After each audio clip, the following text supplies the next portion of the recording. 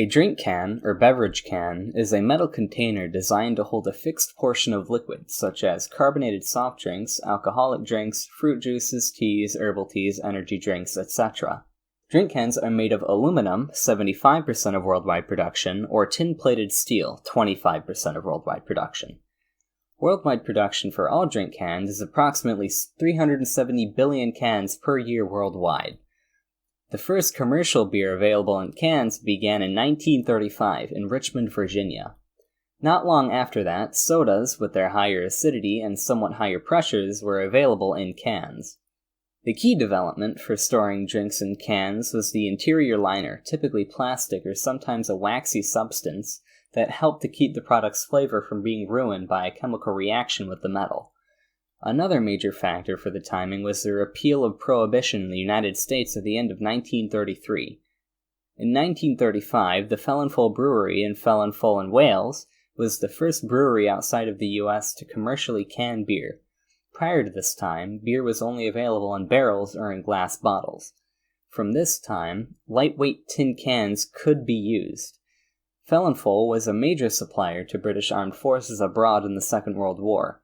Cans saved a great deal of space and weight for wartime exports compared to glass bottles, and did not have to be returned for refilling.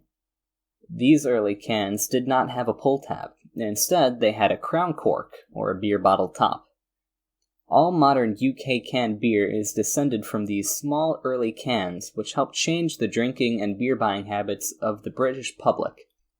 From the 18th century until the early 20th century, Wales dominated world tin plate production, peaking in the early 1890s when 80% of the world's tin plate was produced in South Wales. Canned drinks were factory sealed and required a special opener tool in order to consume the contents. Cans were typically formed as cylinders, having a flat top and bottom. They require a can piercer, colloquially known as a church key, that latched onto the top rim for leverage. Lifting the handle would force the sharp tip through the top of the can, cutting a triangular hole. A smaller second hole was usually punched at the opposite side to admit air while pouring, allowing the liquid to flow freely. In the mid-1930s, some cans were developed with caps so that they could be opened and poured more like a bottle. These were called cone tops, as their tops had a conical taper up to the smaller diameter of the cap. Cone-top cans were sealed by the same crimped cans that were put on bottles, and could be opened with the same bottle opener tool. There were three types of cone tops: high profile, low profile, and J-spout. The low profile and J-spout were the earliest, dating from about 1935. The crown-tainer was a different type of can that was drawn steel with a bottom cap. These were developed by Crown Cork and Seal, now known as Crown Holdings Incorporated, a leading drink packaging and drink can producer. Various breweries used crown-tainers and cone tops until the late 1950s, but many breweries kept using the simple cylindrical cans. The popularity of canned drinks was slow to catch on, as a metallic taste was difficult to overcome, with the interior liner not perfected, especially with more acidic sodas. Cans had two advantages over glass bottles. First, for the distributor, flat-top cans were more compact for transportation and storage and weighed less than bottles. Second, for consumers, they did not require the deposit typically paid for bottles, as they were discarded after use. Glass bottle deposits were reimbursed when consumers took the empties back to the store. By the time the United States entered World War II, cans had gained only about a 10% of drink container market. This was drastically reduced during the war to accommodate strategic needs for metal. In 1959, the recyclable aluminum can was introduced to the market in a 7-ounce size by the Adolf Corus Company. Also in 1959, Ermel Frays devised a can opening method that would come to dominate the canned drink market. His invention was the pull tab. This eliminated the need for a separate opener tool by attaching an aluminum pull ring lever with a rivet to a pre-scored wedge-shaped tab section in the can top. The ring was riveted to the center of the can top, which created an elongated opening large enough that one hole simultaneously served to let the drink flow out while the air flowed in. In 1959, while on a family picnic, Mr. Frays had forgotten to bring a can opener and was forced to use a car bumper to open a can of beer. Thinking there must be an easier way, he later stayed up all night until he came up with the pull tab. Pull tab cans, or the discarded tabs from them, were also called pop tops colloquially. Into the 1970s, the pull tab was widely popular, but its popularity came with a significant problem, as people would frequently discard the pull tabs on the ground as litter, or drop them into the can and risk choking on them. Instead, the raised aluminum blister was pushed down into the can, with a small unscored piece that kept the tab connected after being pushed inside. Push tabs never gained wide popularity because while they had solved the litter problem of the pull tab, they created a safety hazard when the person's finger, upon pushing the tab into the can, was immediately exposed to the sharp edges of the opening. An unusual feature of the push tab Coors beer cans was that they had a second, smaller push tab at the top as an airflow vent convenience that was lost with the switch from a can opener to a pull tab.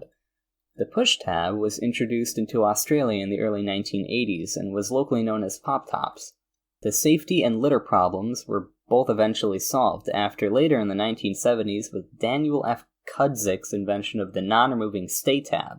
The pull ring was replaced with a stiff aluminum lever, and the removable tab was replaced with a pre-scored round tab that functioned similarly to the push tab, but the raised blister was no longer needed, as a riveted lever would now do the job of pushing the tab open into the interior of the can.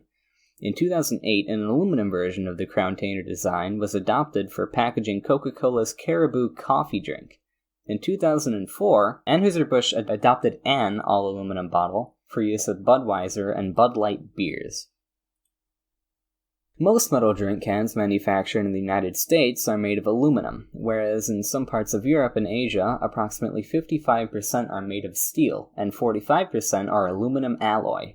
Steel cans often have a top made of aluminum. The aluminum used in the United States and Canada are alloys containing 92.5 to 97% aluminum, less than 5.5% magnesium, less than 1.6% manganese, and less than 0.15% chromium, and some trace amounts of iron, silicon, and copper, according to the MSDS from aluminum producer Alcoa. Alloys used included 3004, 3105, and other 3000XXX and 5000XXX series aluminum. An empty aluminum can weighs approximately half an ounce, 14.2 grams. There are 34 empty 12-ounce aluminum cans to a pound, or 70 to a kilogram. In many parts of the world, a deposit can be recovered by turning in an empty plastic, glass, and aluminum containers. Scrap metal dealers often purchase aluminum cans in bulk, even when deposits are not offered. Aluminum is one of the most cost-effective materials to recycle. When recycled, without other materials being mixed in, or other metals being mixed in, the can-lid combination is perfect for producing a new stock for the main part of the can. The loss of magnesium during melting is made up for by the high magnesium content of the lid. Also, reducing ores such as bauxite into aluminum requires large amounts of electricity, making recycling cheaper than producing new metal. Aluminum cans are coated internally to protect the aluminum from oxidizing. Despite this coating, trace amounts of aluminum can be degraded into the liquid, the amount depending on factors such as storage temperature and liquid composition. Chemical compounds used in the internal coating can include types of epoxy resin. Filling cans. Cans are filled before the top is crimped on by seamers. The filling and sealing operation is needed to be extremely fast and precise. The filling head centers the can using gas pressure, purges the air, and lets the drink flow down the sides of the can. The lid is placed on the can, and then crimped in 2 operations. A seaming head engages the lid from above, while the seaming roller on the side curls the edge of the lid around the edge of the can body. The head and roller spine the can in a complete circle to seal all the way around. Then, a pressure roller with a different profile drives the 2 edges together under pressure to make a gas-tight seal. Filled cans usually have pressurized gas inside, which makes them stiff enough for easy handling. Without the riveted tab, the scored section of the can's end would be impossible to lift from the can. Can filling lines come in different line speeds, from 15,000 cans per hour up to 120 cans per hour, 120,000 cans per hour or more. all with different levels of automation. For example, lid feeding alone starts with manual debagging onto a simple V-chute connected to the seamer, up to a fully automated process with the automatic debagging and lid feeding of lids combined with automatic rolled depalletizers for filling debaggers by robots. Modern cans are generally produced through a mechanical cold-forming process that starts with punching a flat blank from the very stiff cold-rolled sheet. This sheet is typically alloy 3104H19 or 3004H19, which is aluminum with about 1% manganese and 1% magnesium to give it strength and formability. The flat blank is first formed into a cup about 3 inches in diameter. This cup is then pushed through a different forming process called ironing, which forms a can. The bottom of the can is also shaped at this time. The malleable metal deforms into the shape of an open-top can. With the sophisticated technology of the dies and forming machines, the side of the can is significantly thinner than either the top or bottom areas, where stiffness is required. Plain lids, known as shells, are stamped from a coil of aluminum, typically alloy 5182-H48, and transferred to another press that converts them into easy open ends. This pressure is known as a conversion press, which forms an integral rivet button in the lid and scores the opening, while concurrently forming tabs in another die from a separate strip of aluminum. Opening mechanisms. Early metal drink cans had no tabs and were opened by a can piercer or church key, a device resembling a bottle opener with a sharp point. The can was opened by punching 2 triangular holes in the lid, a large one for drinking and a second smaller one to admit air. As early as 1922, inventors were applying for patents on cans with tab tops, but the technology of the time made these inventions impractical. Later advancements saw the ends of the can made out of aluminum instead of steel. Cans are usually in sealed paperboard cartons, corrugated fiberboard boxes, or trays covered with plastic film. The entire distribution system and packaging needs to be controlled to ensure freshness. Mikolaj Kondakov and James Long of Thunder Bay, Ontario, Canada, invented the pull-tab version for bottles in or before 1951, Canadian patent 476789. In 1962, Irmo Cleon Fraze, 1913 to 1989, of Dayton, Ohio, United States, invented the similar integral rivet and pull-tab version, also known as ring pull in British English, which had a ring attached at the rivet for pulling, and which would come off completely to be discarded. He received U.S. patent number 3,349,949 for his pull-top can design in 1963, and licensed his invention to Alcoa and Pittsburgh Brewing Company, the latter of which first introduced the design in Iron City beer cans. The first soft drinks to be sold in all-aluminum cans were RC Cola and Diet Right Cola, both made by the Royal Crown Cola Company in 1964. The early pull tabs detached easily. In 1976, the Journal of American Medical Association noted cases of children ingesting pull tabs that had broken off and dropped into the can. Full top pull tabs were also used in some oil cans and are currently used in some soup, pet food, tennis ball, nuts, and other cans. The stay-on tab. In 1975, Daniel F. Kudzik, an engineer with Reynolds Metals, filed a design patent application for an end closure for a container. This later became known as the Sta tab. When the Sta tab launched in 1975 on Falls City Beer and quickly other drinks, there was an initial period of consumer testing and education.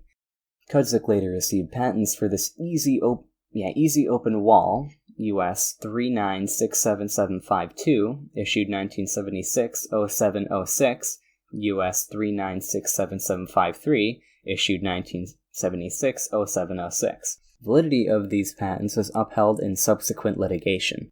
A similarly designed Easy Open Ecology End was invented by Irmo Fraze and Omar Brown. Its patent application was also filed in 1975.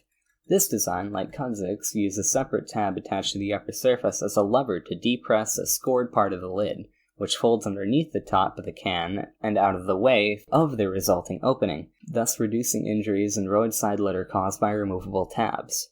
Such retained ring pull cans supplanted pull-off tabs in the United Kingdom in 1989 for soft drinks and 1990 for alcoholic drinks. Wide mouths. One of the more recent modifications to can design was the introduction of the wide mouth can in the late 1990s. The American Can Company, now part of Rexam and Coors Brewing Company, have owned the wide mouth design patent, number D385192, since 1997. Other companies have similar designs for the wide mouth. Ball Corporations from 2008 has a vent tube to allow direct airflow into the can, reducing the amount of gulps during the pour. Press button can. One variation was a press button can, which featured two pre-cut buttons, one small and one large, in the top of the can, sealed with plastic membrane. These buttons were held closed by outward pressure of the carbonated drink. The consumer would open the can by pressing both buttons, which would result in two holes. The small hole would act as a vent to relieve internal pressure, so the larger button could then be pressed down to create a hole used for consuming the drink. Consumers could easily cut themselves on the edges of the holes or get their fingers stuck. Press button cans were used by Pepsi in Canada from the 1970s to the 1980s and Coors in the 1970s. These have since been replaced with pull tabs. Used in Australia, locally known as pop tops, for soft drinks during the 1980s, however, Heineken Brewery did bring back press or push-button cans onto the market in Europe as short-lived marketing strategy in the 1990s. Full Aperture End. Another variation on the drinks is a full aperture end, where the entire lid can be removed, turning an aluminum can into a cup. Crown Holdings first designed a 360-degree end for use by SAB Miller at the 2010 FIFA World Cup in South Africa. It has been used by Anheuser-Busch InBev in China and Brazil, and by the Sly Fox Brewing Company in the United States. Resealable Lid. Another variation on the drink can is to have a resealable lid. A version patented by Cogito Can in France has been used by Groupe Casino, the French grocery chain, for its private label energy drink. Resealable lids are currently very often used for premium canned products like water and energy drinks. Design. Most large companies serve their beverages in printed cans, where designs are printed onto the aluminum and then crafted into a can. Alternatively, cans can be wrapped with a plastic design, mimicking the printed can but allowing for more flexibility than printed cans. A modern-day trend in craft alcohol is to design the sticker to put on cans, allowing for smaller batches and quick changes for new flavors. Collecting. Beer can collecting was a minor fad in the late 1970s and 90s. However, the hobby waned rapidly in popularity. The Beer Can Collectors of America, BCCA, founded in 1970, was an organization supporting the hobby, but has now renamed itself Brewery Collectibles Club of America to be more modern. As of late 2009, membership in the Brewery Collectibles Club of America was 3,570, down from a peak of 11,954 in 1978. Just 19 of the members were under the age of 30, and the members' average age has increased to 59.